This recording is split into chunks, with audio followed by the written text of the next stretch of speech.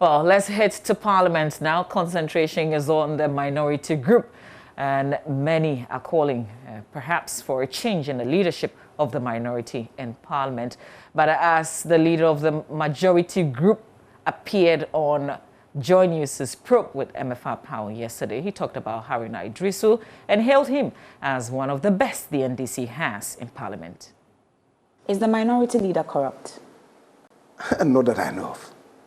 Not that I know of. Haruna is a man of steel, right? He will tell you in the face, leader, this one we can support.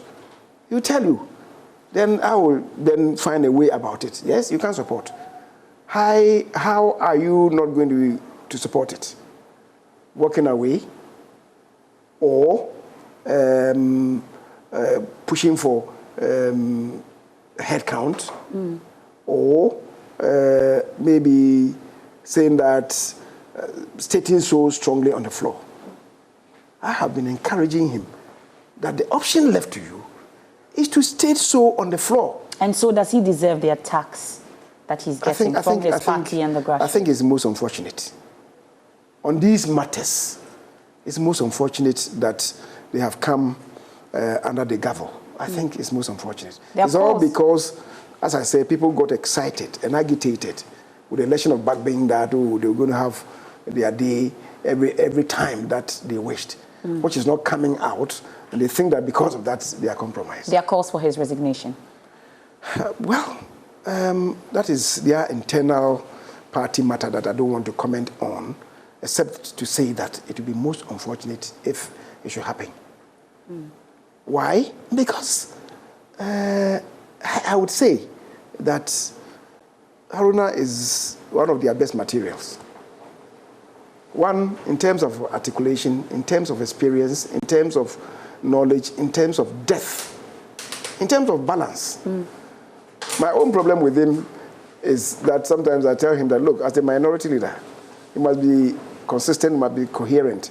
So, and it happened the other time.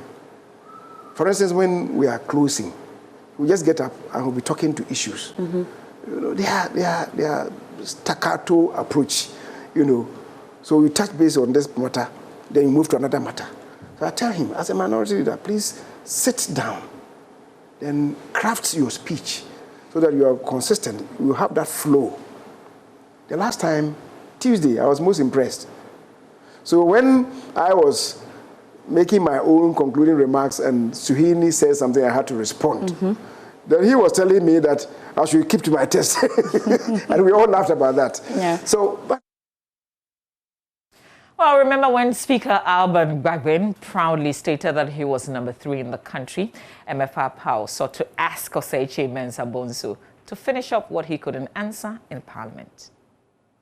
You haven't told us what your number is.